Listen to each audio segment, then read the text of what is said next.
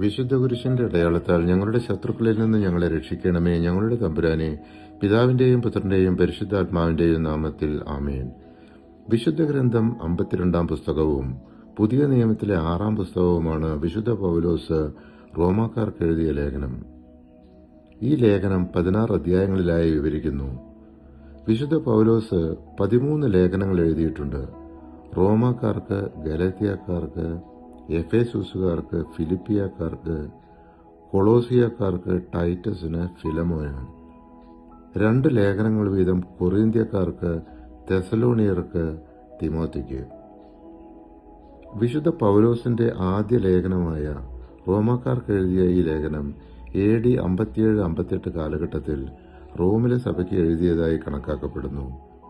ഈ ലേഖനം ക്രിസ്തുവിന്റെ സുവിശേഷത്തിന്റെ ആഴവും വിശ്വാസത്തിലൂടെ ലഭിക്കുന്ന നീതീകരണവും വിശദീകരിക്കുന്നു. പൗലോസ് ലേഖനം എഴുതുന്നതിന് മുമ്പ് തന്നെ റോമായിൽ ഒരു ക്രിസ്തീയ സമൂഹം ഉണ്ടായിരുന്നു എന്നതിന് അപ്പസ്തോല പ്രവർത്തനങ്ങൾ 18 അധ്യായത്തിൽ സൂചനകളുണ്ട്.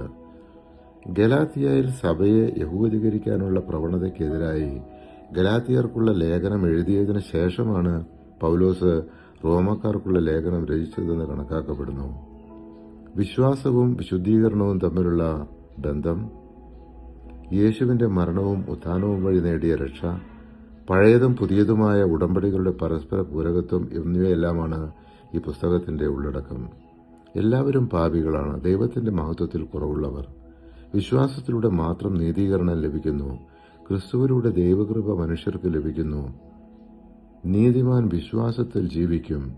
ദൈവത്തിന്റെ രക്ഷാപദ്ധതി എല്ലാവർക്കും ലഭ്യമാണ്. ക്രിസ്തീയ ജീവിതത്തിന്റെ മുഖ്യ ഘടകങ്ങൾ സ്നേഹം, സമാധാനം, അനുസരണം, ആത്മീയ യാഗം എന്നിവയാണെന്ന് ഈ പുസ്തകത്തിൽ വ്യക്തമാക്കുന്നു.